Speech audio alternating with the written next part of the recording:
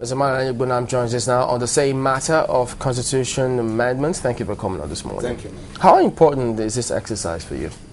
It's a very important thing because the constitution is the ground number, the fundamental law of the country, and whatever we are doing goes with the constitution. So it is the soul and heart of democracy and our federal structure as well. So it is a very important or most vital subject matter. But the way we have handled this so far, the first three alterations and where we are at the moment, gives a lot of room for puzzle and some concern, really. Any specific case? Well, we amended the Constitution. It's actually a fundamental problem from the Constitution, in the sense when we talk of Constitution, we talk of a handwork of the people.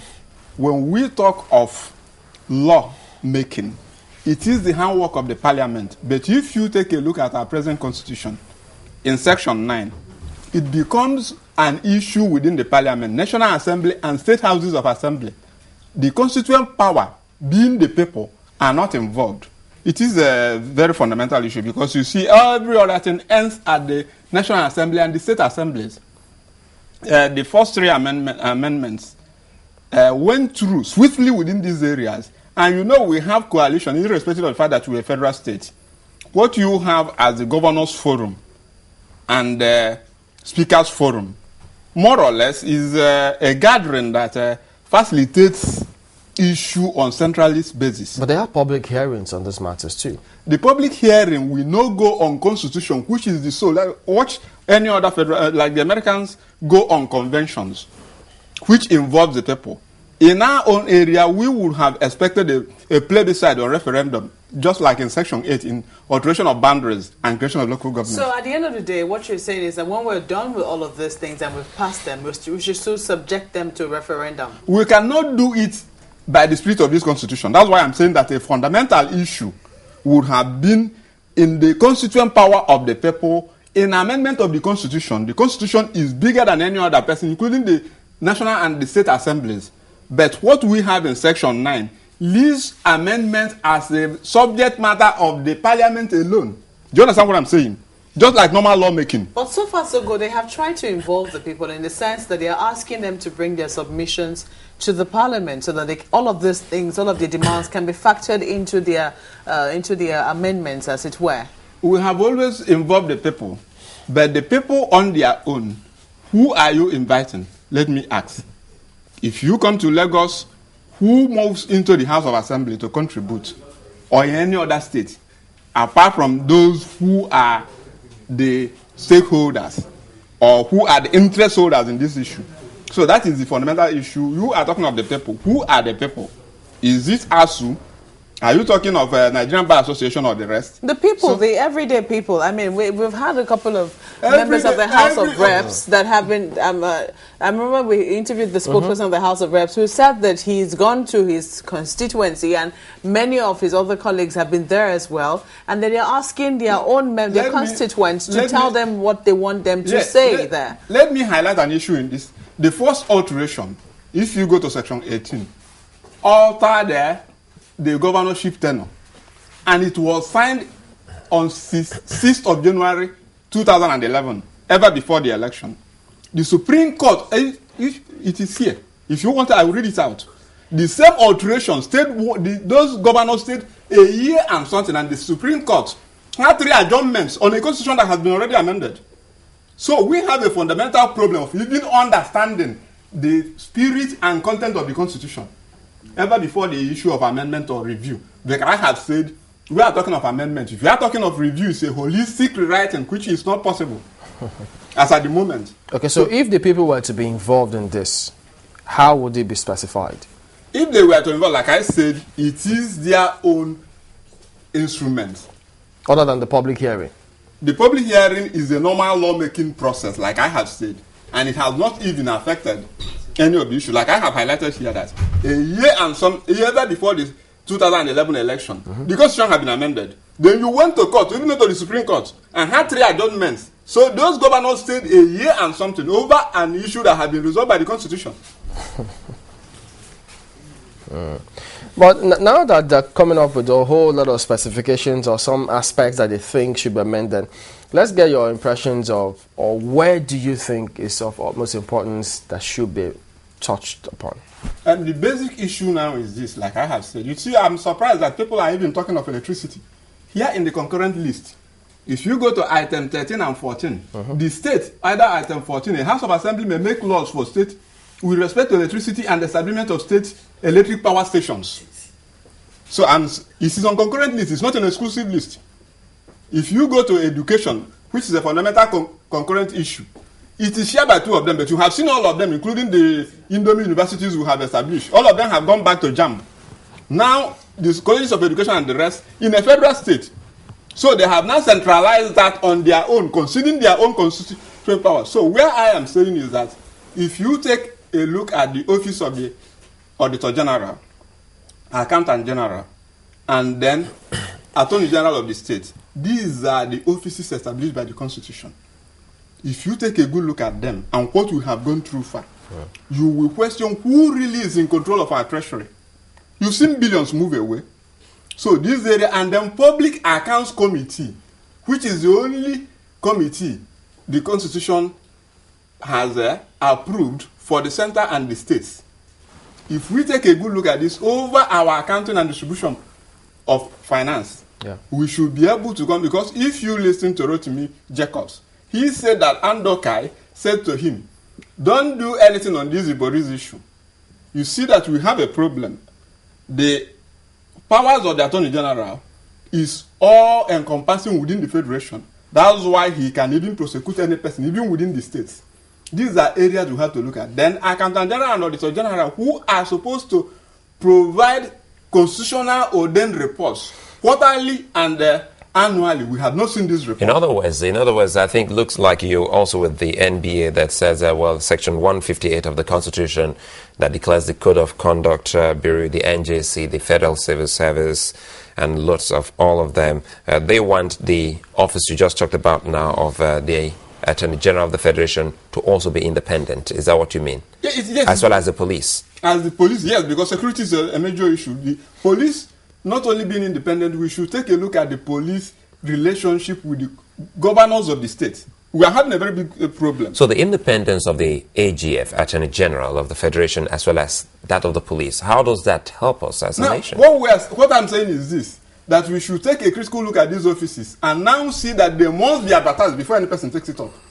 Well, that's the independence in it. No, the independence, yes. Now we have to, because these are the structural, constitutional offices that affect us. Which and one have now? been abused. The AGF or both? AGF and Attorney the General of the IGP? State, Auditor General and Accountant General of the federal and the states. We can no longer talk, we are not safe over our treasury and what is happening. So can we now separate the office? Because some are saying that the Attorney General and Minister of Justice should be separated from, let's say, Attorney General and the Ministry of Justice. Two different individuals to man such offices. He belongs to almost the judiciary and then the executive at the same time. Well, that may be a good administrative setting. Which one will look political if you were to advocate for any of the separations now? Which one will seem political to you? Well, the Attorney General is always a political. Let us not deceive ourselves. Attorney General, Minister of Justice. Attorney General, more or less, is a politician, because you know he's on the executive and he is the heartbeat of the soul and spirit of the government. So whatever he gives his advice, and he himself represents the government to defend them in any case. Then the next area we should look at is the local government. Yeah. Section 7 is not explicit. The Constitution on its own guarantees democratic local government, and now says the state to ensure. We have seen now that the states have now taken over the local governments, and you are moving funds to them because an issue came up. If you go through the case of Attorney General of Abia State and Attorney General of the Federation, under Section 232, the local government chairman who wants to come and join that, the Supreme Court said no. That is not about the state and the federal government. You are not involved. Now we have seen that the states have more or less, I am from Anambra State, since 1999 there has never been an election. And you are moving funds to that tier of government. So that is not right. Yes, we should now go through and amend the constitution. So would that mean include listing them in the constitution? Not only listing them, to decide if it is a free tier of government on its own, or it's like now it has been more or less an extension of the state governor's office. That is what it is. So nobody accounts for their funds, and they cannot do anything with that level of hegemony. Can the state assemblies come in this particular regard? Can they help the local governments function independently? They are supposed to, because the laws, you see one issue here, the laws that established and the structure, finance and composition of local government is State House of Assembly laws. But we have seen a uniform arrangement of the governors and their accolades, because you see that once even the elections, it is the state that is the state in power, the party in power in the state takes over the local government. So the local government is not free, and then with their joint accounts, Section 162. Good. Yeah, they cannot access those funds, and we have seen that this is where the loot has come from. I think they're working on it now, that they want to just let them have their first line charge for the local governments. Even if you do first line charge, as you see, the issue is this: we have not had the temperament and the patience to take a holistic and diligent look at the constitution and then consult with those who have been involved. You know, initially we were all shouting it is the issue of once you remove the immunity. Like, I'm laughing. The governors who left since 2007, have you been able to prosecute any of them? If not for the intervention of London or UK.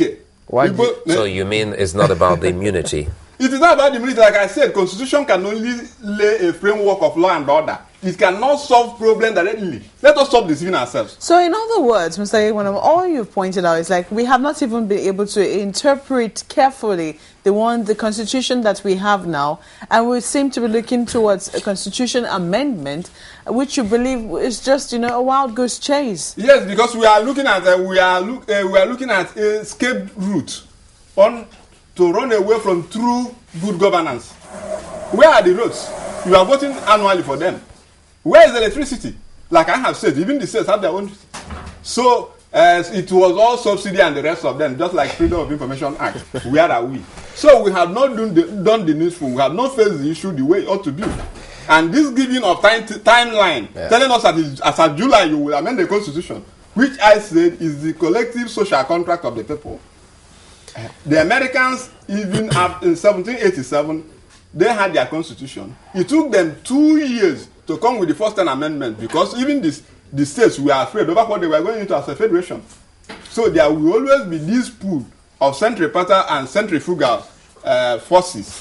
Those central seeking and then central flowing. There's another issue that we also must talk about. It's a prisons. It's item 48 on the exclusive list. The issue of prisons. So how do we remove this when we talk about constitution? Because the constitution can empower the Minister of Interior to delegate power to authorities in geopolitical zones.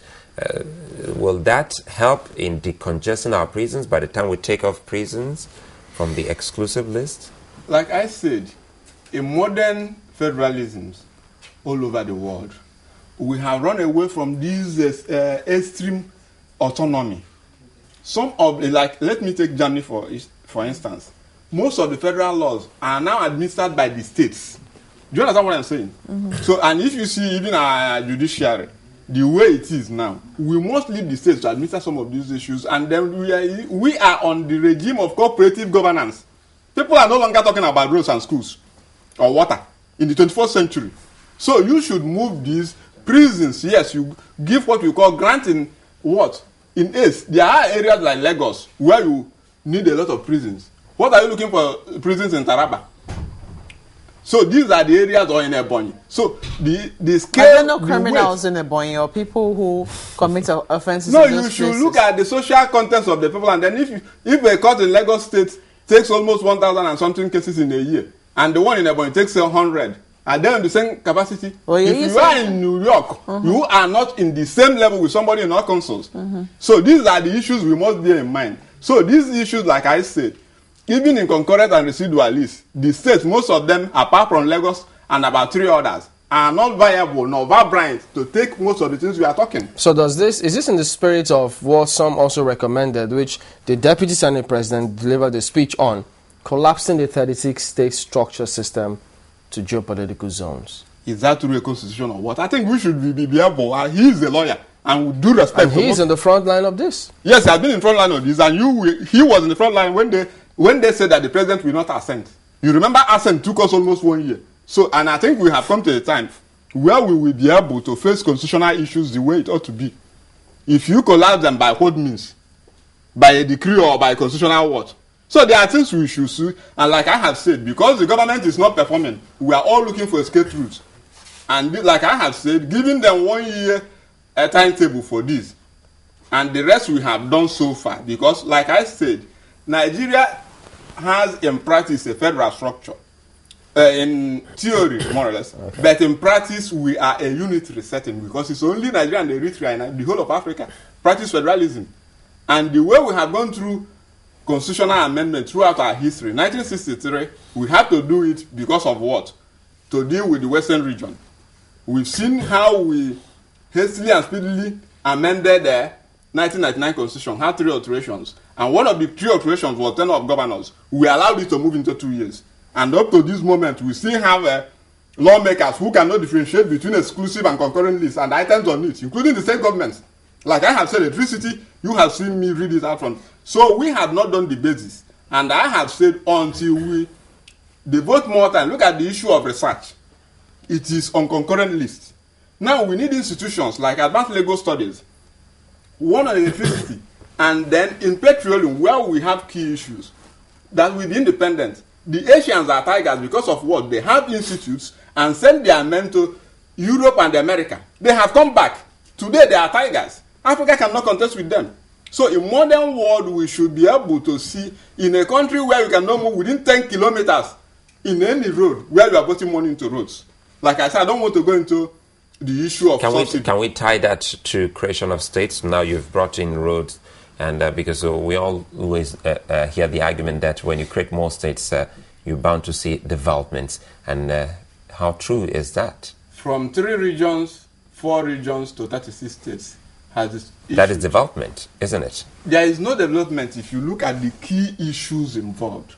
If you create more states now, new federal secretariat, the rest of them, you see you are aiding contracts. It has not affected the life of the people. Like I said, all of them are clamoring for what? More allocation. Allocation has come. Once in a while, you see somebody taking 10 billion. Have you asked yourself, what accounting system can make this person, the amount of money we are talking about, which we take away from our treasury? So the issue is that we should take a good look at the areas that can sustain most of this issue, and you see that interstate issues brings the federal government into the role. The federal government has failed in interstate issues, especially road and railway. We have talked about railway. But it doesn't happen in all cases. Sorry to butt in there, because I'll give you an instance. Yes. Ebonyi State, for instance, is a case in point. In the old eastern region, that's a state that was cut off from Old Imo and part from, is it Enugu?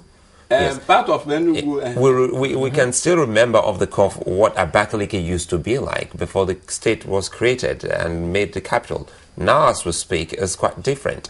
The same with the old Bendel State and loads of other places. Isn't that the kind of development people talk about? It is not the type of development, because you are talking of Abakaliki. And I will tell you, if you look at the funds that have gone to Abakaliki within this area and the geographical area involved, you may change your mind. If you take a look at Lagos and Ogun State, you will see a hub that can take 1/4 of Nigeria to go. So what you do to those areas in interstate issue will be different. Then you look at areas, if you are moving through rivers, Akwa Ibom, you can look at that. Kano, Kaduna.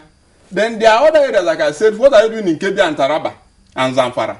Allocating the same allocation to them, they will go and build like zone offices and the rest of them. And then you now talk of national grid that brings every electricity. So I said that the banks failed initially when the government had a policy that you must establish a bank in each local government. Most of them were run at deficit because you send a manager for 250 primary school teachers. He lives elsewhere and runs. So these are the issues you must take a look at yourself. The governor, I have always said, the governor of Arkansas never takes up to $100,000 on yearly basis. But the mayor of New York earns more than him because of what happens, because the area is in the capacity and capability to cope. The states are not viable. They are always giving us the impression that at the end of the month, they must go to the federal government. The federal government feels that it is on its own, but it is the state that constitutes the federal government, which is, the federal government knows that the component states, it is their money. So you want that changed? No, it won't be changed because if we practice true federalism, because those, our representatives are in the National Assembly, but when you deal with them, you see that they feel that they are federal legislators. These laws they are supposed to make for our own betterment, but they are now removed. They now see themselves as those who are in Abuja. So the local man or the man at the helm of affairs has not been able to appreciate good governance and not even the constitutional issues we are raising, because we raise it to do what? To take away attention from the main failure of governance, which has been the issue. Like I said, I don't want to disturb any person any longer over refineries or subsidy and the rest of them. We have seen it, and even the funds involved had not been accounted with what the newspapers are saying. So if it is a tax, there was no law of the National Assembly establishing that. So these are the basic issues. We have not even been able to appreciate the one we have in hand, and we are looking for other. But the thing is, no matter how some of these things go, they say by July next year, we will have a new set of amendments. I have said that shows that it is not a democratic posture, because on amendments, even the United States has had only 26 in 200 and something years, because it is the people and what they need. You cannot say the timetable of amendment, for goodness sake. So when they say this is what we need, they don't seem to be getting it. That's why I'm saying that it is now, that's why I say that it is no longer the constituent power of the people. It is now the parliament, if you understand my argument. Now it is now a parliament having the lawmaking power and constitution amendment power, which is an anomaly, more or less, in constitutional development. So we should be able to look at this and now know. Now, and I'm surprised, because if you remember, Lagos State created this local government and areas and moved that application to the National Assembly. Up to this hour, in spite of going to court, nothing has happened. But now you are still feeling that the National Assembly is doing a lot, and then they have now called us to take a look at this, and then that they have made history amending the Constitution. They will make history when there is road, when there is electricity, and when there is what? The refineries, let them function, for goodness sake. So is this exercise important, but they should do certain things before they go ahead with it, or just hold on for now? It is important because the society is growing. The dynamism of a society must go with in line with the organic instrument that takes care of this. That is the Constitution. But now I'm saying that they should consult with professional bodies, MBA, Institute of Chartered Accountants, Nigerian Society of Engineers. In what format? In a public hearing format, or whichever way? I don't. I'm afraid of. I know what public hearing is, and I keep away from it. Get consultants who understand these issues, because the Institute of Chartered Accountants are now supposed to tell us the accounting formula we are operating, where 10 billion can go into somebody's account. EFCC has not said anything. No. The banks have not said anything. They say in 1 week the report on pension will be out. We will see it in 1 week, just the way we are waiting for others. The governor, like I told you, left in 2007. We are no longer talking about immunity over them. Not one of them has been prosecuted. So the issue is that they should now take a look at the public service and now know, because the issue is in public service, we've not been able to say what our cash flow is. Because the Minister of Finance, if he has a portfolio that is articulate enough, these funds will not be slipping out of the treasury. So if we get that right, and then the other institutions involved, and then the states will be able to come up to their own commitment in these issues. They have not been able to do anything, including the assemblies, the national and the state assemblies. But the allocations keep going on. Allocations keep going on.